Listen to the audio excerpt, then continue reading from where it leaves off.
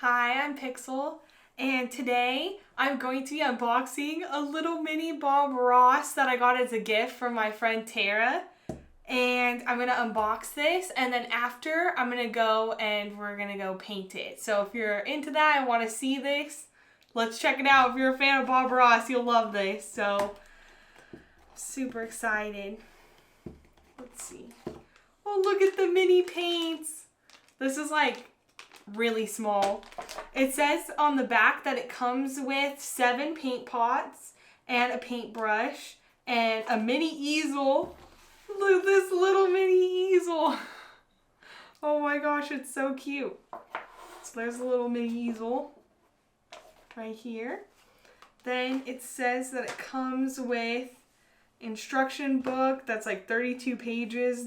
They cram a lot in this. I've been wanting to open this for a while now. I'm so excited. I get to play with it today. Oh, they have like little coloring pages, a little Bob Ross, little paint by numbers. I remember the last time I did a paint by numbers, I was like a kid, so this is super fun. Okay, what else is in here? There's a little paint by numbers book. This must be... Oh, it has a bunch of little Bob Ross quotes in it. How cute.